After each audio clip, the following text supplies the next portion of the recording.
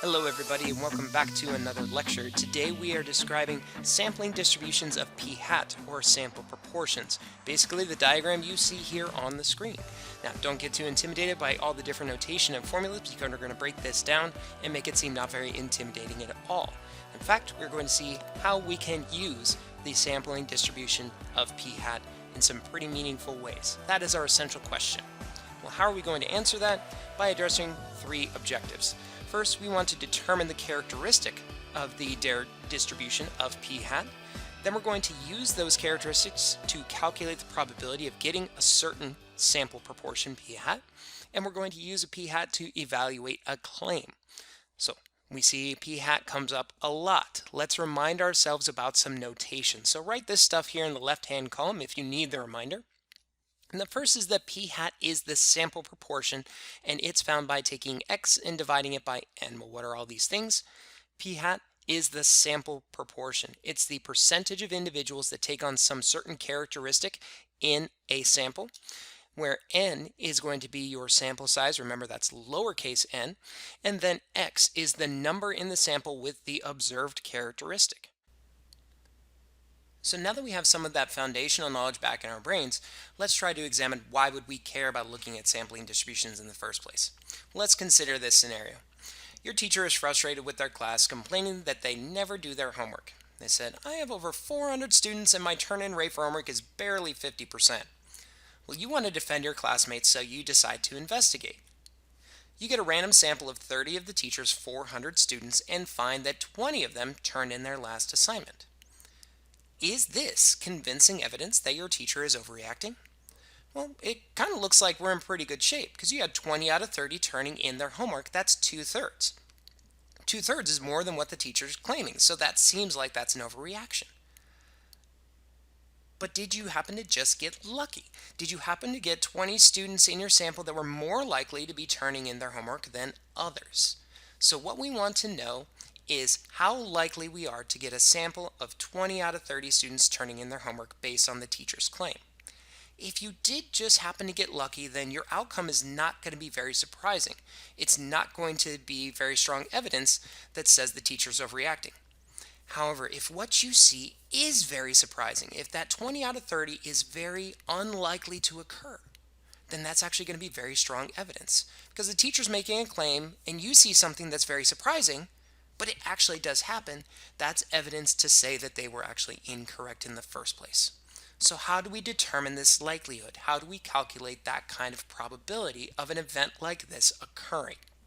Well, we need the characteristics of the distribution of all possible outcomes. We need to understand the sucks, the shape, unusuals, center, and spread of all possible outcomes, which means we need to look at a sampling distribution.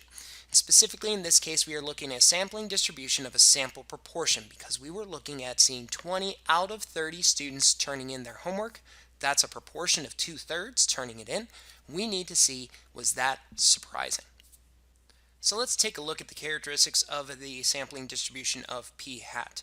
Now, this is your big money slide. This is going to cover all of the bases, the conditions that we need to determine to see if any sampling distribution of p hat is going to have these particular characteristics. So let's get to it. The first thing that we want to look at is going to be the shape. Now, as we discussed in our last lesson, we know that sampling distributions will tend to be approximately normal. But we do have to check a certain condition to make sure that that's going to be consistent with any given sampling distribution, and that's by checking the LCC to see if that's satisfied. What is the LCC? LCC stands for the large counts condition. It's also known as the central limit theorem more generally, but it's basically telling us that a sample must be large enough to balance out chance variation due to any possible outliers. Well, how do we check that? We have to follow this basic formula. N times p must be greater than or equal to 10, and n times 1 minus p must be greater than or equal to 10 as well. Now, this seems complicated, and unfortunately it's not in your formula sheet, but you're going to be checking this condition so often over the next several weeks that it's going to be ingrained in your brain, and you're going to have it just on lock no matter what. Very simply, n times p is referencing how many expected successes you should have. How many people do you expect to see with the characteristic you're looking at? And so if n times p is representing your number of successes, then n times 1 minus p is representing your number of failures. Now, the second big characteristic that was in common between a lot of sampling distributions is that the sampling distributions tended to be unbiased estimators, and that referenced the center. In this case, our center is mu of p hat. Okay? Now, what this characteristic is trying to describe is answering this question: what sample proportion should we expect to see from a sample size n? Well, because sampling distributions will tend to be unbiased, the average sample proportion should be the same as the population proportion. So that's very simply mu sub p hat is going to equal p. The center of the sampling distribution should be the same as the population proportion. Now, this is only true if we are indeed unbiased. And we are unbiased if we are randomly sampling from our population. So as long as we have a random selection, we can assume that the average sample proportion will be equal to p. The next characteristic that we need to focus on is the spread, and that's standard deviation. Now, standard deviation can be calculated using this formula, square root of p times 1 minus p all over n. And what this is trying to describe is how much variation is expected from one sample to the next. But this can only be true, this can only be utilized if we meet what's known as the 10% condition. And basically, it's saying that your sample must be no more than 10% of your population. The reason why this is that if we take too large of a population, we're generally not sampling with replacement. And probabilities can start to change if you start sampling too many individuals. So we kind of need to have this weird little balance here. We need to have a large enough sample so that the LCC is satisfied to determine normality, but we also need to have a small enough sample that the standard deviation is indeed a reliable calculation for variability.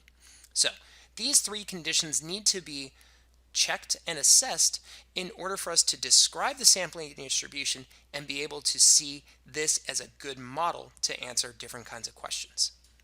So when we know all of these characteristics, that the shape is going to be normal, the center can be described as such, and the spread can be described as such, then that means we can calculate how likely we are to get any sample with a given characteristic using something like norm CDF, and we can start to determine if something is surprising or not surprising, giving us strong evidence or not very strong evidence. Alternatively, we could potentially try to determine if a sample is super weird or surprising or not by determining its z-score. And we know that super weird things, we usually call those things outliers. And then we know the z-score is how many standard deviations above or below the mean of a sample is. And if we reach back into our brains, we hopefully remember that z is equal to x minus mu over sigma. We translated that into words by saying that x is our observed value. It's what we see, what we gather from some kind of sample or observation. The mean is just the average, and the sigma is the standard deviation. Well, in this case, when we're looking at a sample proportion and we're looking at a sampling distribution, when we understand how all of that behaves, we actually have all the components we need to calculate a z-score based off of proportions. Our observed value, x, is actually p hat. And our mean, that's just the average sample we would expect to see, that's mu of p hat. And then we have a standard deviation in sigma p hat as well. And we have formulas to be able to calculate each one of those different components. And once we have our z-score, if we see that that z is less than -2 or more than +2, then we can say that those are going to be outliers, and our sample proportion is very unusual and should be considered as such. So now that we see two different strategies we have for evaluating a claim, let's go back to our original scenario about the complaining teacher.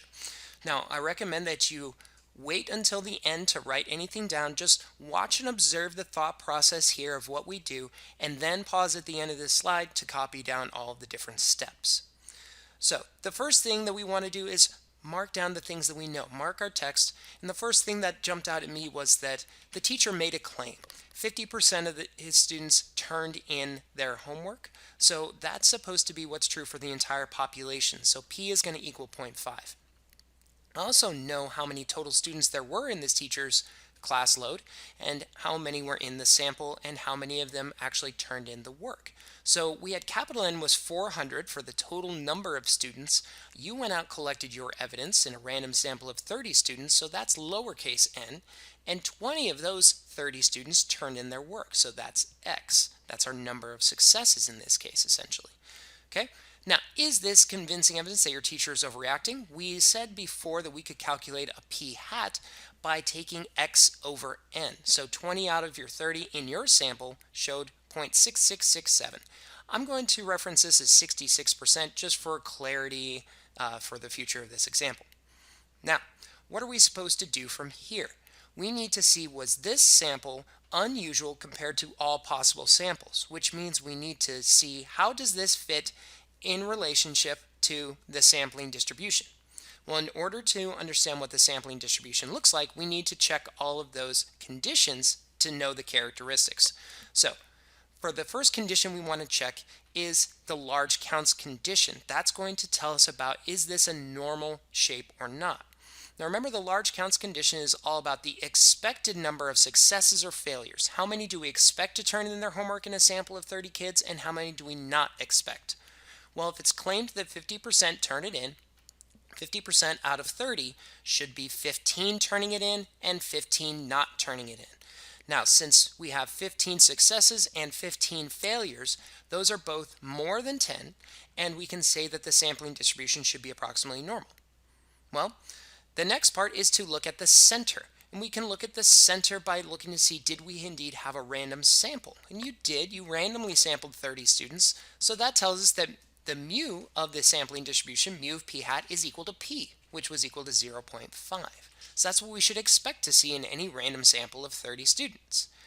The last thing we want to check is the 10% condition, because that's going to tell us if we can calculate the standard deviation or not.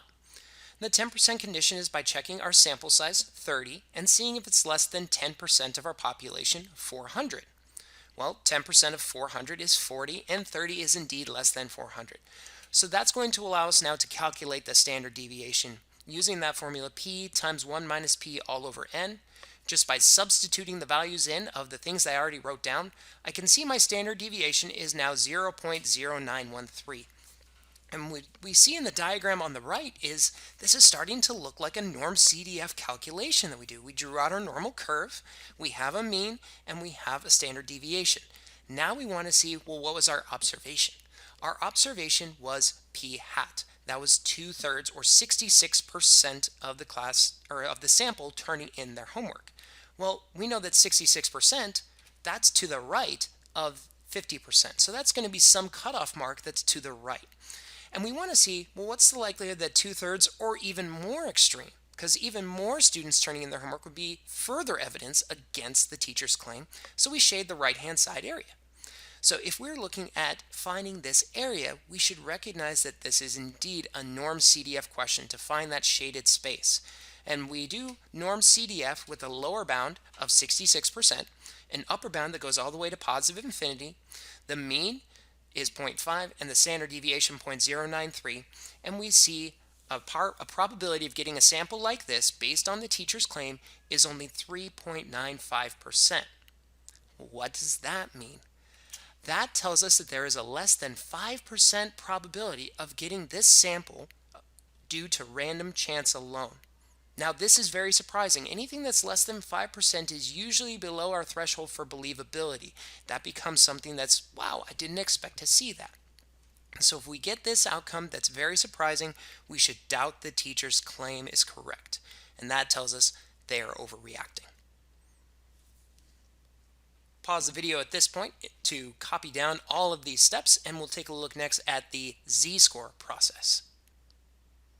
Now, the alternate method of using z-scores, you should still check your conditions to make sure that your mu of p hat is going to be valid, that it's an unbiased estimator, and your sigma of p hat is a valid calculation as well. So you still need to check your conditions here, but the formula is going to be pretty straightforward.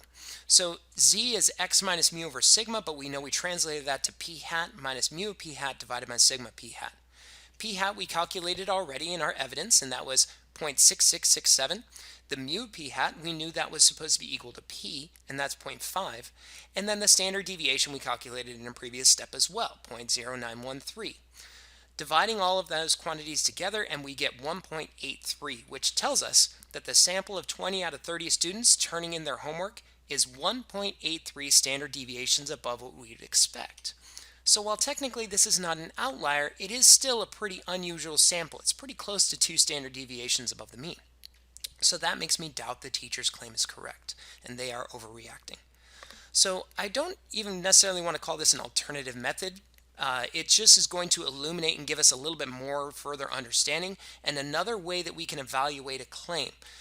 The probability method using norm CDF is still definitely a preferred one. It gives us a little clearer picture by seeing that true probability of this sample occurring based on the claim, but this will give us some more information as well.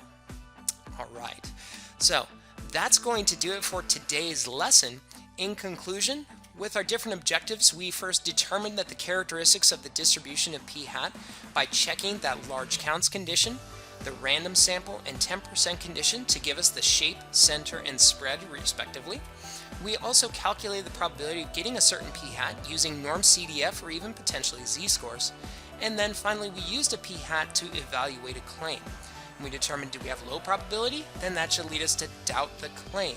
If we have higher probability, then maybe it's not quite such a strong evidence to doubt a claim in the first place. Ultimately, this led us to seeing the answer to our essential question: how do we use sampling distributions of p hat? Well, statisticians will use sampling distributions to determine if a claim should be doubted and investigated as fraudulent. Essentially, this is going to be the foundation of all inference that we are going to use. It's going to allow us to assess many a claim now and in the future. All right, thank you guys so much for watching. Have a great day, and I will see you next time.